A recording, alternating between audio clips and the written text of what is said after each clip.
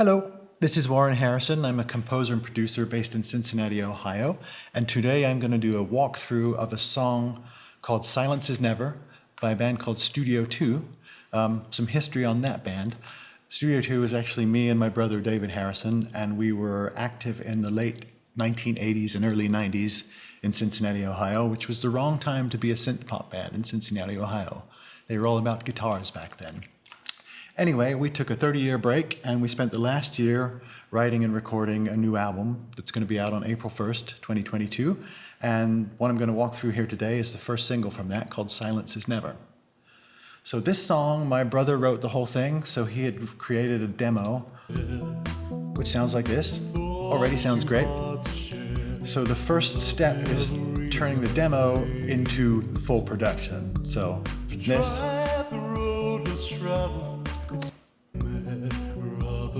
Into this.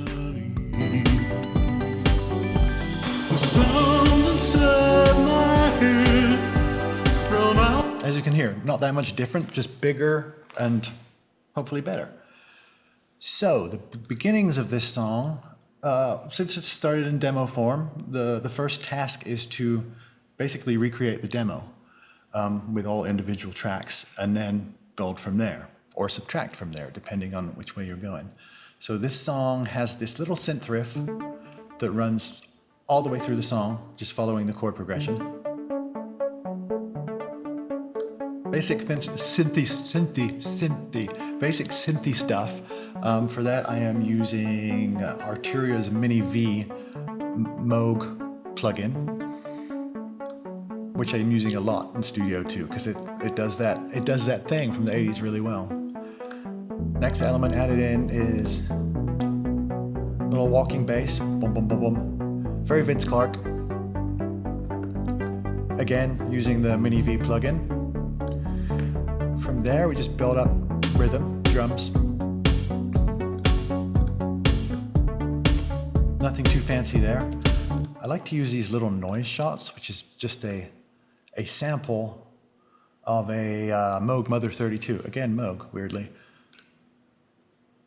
So we have these, instead of a crash cymbal, or sometimes as well as a crash cymbal, I'll use these little noise shots that sound like this. Nothing terribly exciting, but again, very Vince Clarke, Yazoo. So now we've got all of the rhythm section in there. Once we have all the rhythm parts in there, this is essentially the demo recreated piece by piece. So then we record the lead vocal. So loud, I thought I might go mad. And from there, we basically decide, okay, we've recreated it. What do we want to add? What do we want to accentuate? What is important in this song?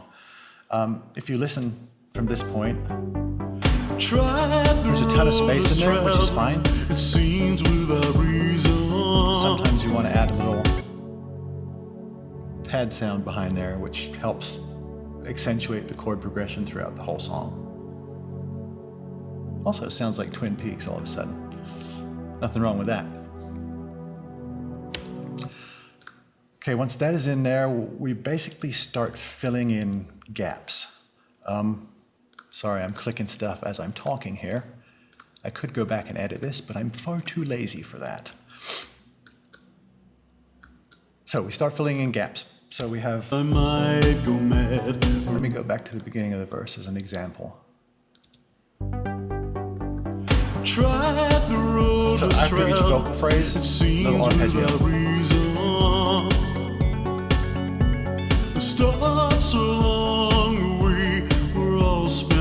The idea there is, since we're working in pop song territory, I always like to have some top line, which is obviously the lead vocal, carry all the way through. And in this style of music, the vocal is very out front. So if you have a gap in the vocal, sometimes you can lose energy. So you just add these little bleeps and bloops and tricks to fill in spaces, just to keep the motion going.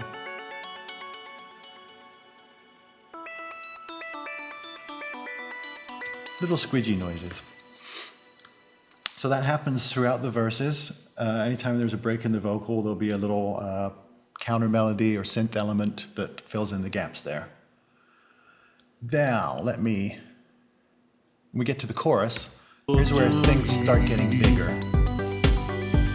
The sounds inside my head drown out the thought. And the way we make it bigger, in this case, we added some more synth pads, just sit on top of it. Doesn't get more 80s than that, does it? But not big enough, I thought. So we basically were just experimenting. Our initial thought with this project is to stick with sounds that would be used in that era, so analog synth sounds, but we broke those rules for the chorus and added, oddly, French horns. Hey, it works. And some timpani.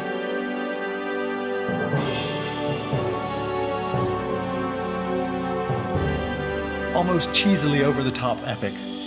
But hey, it works. So we did it. Will it be worth it?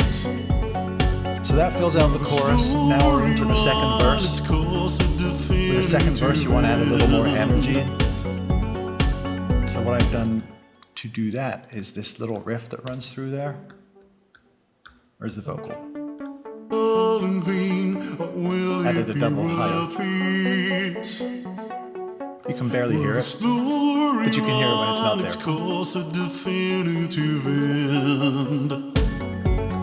Then another added element in the second verse is this counter melody in those spaces again.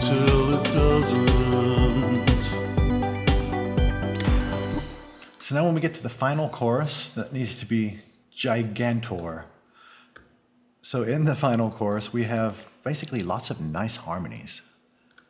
This is all my brother singing. His voice, man, it's only gotten better with age, too. The sounds inside Those harmonies are nice. thoughts I ever had, the good, the bad, the odd, and slightly depraved. You add all the brass and craziness. The sounds inside my head drown out the thoughts I ever had, the good, the bad, the odd, and slightly depraved. And that rounds out the song.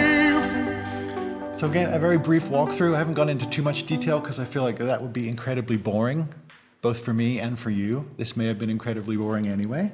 I don't go back and edit these, like I said, because I'm lazy. 2, because I'm terrible at scripting things. Then I feel like an actor. I'm not going to do that. So here it is. If you like this stuff, let me know in the comments. If you don't like this stuff, let me know, because there's no point making it if no one cares, honestly. But this song is the lead single. It's out today on Spotify and Tidal and Apple Music and all the places. The album will be in the same places on April 1st, 2022. You can follow along with what I'm doing at wphmusic.com. Feel free to email me, warren@wphmusic.com, and let me know if you're interested in this stuff at all. Thanks for watching.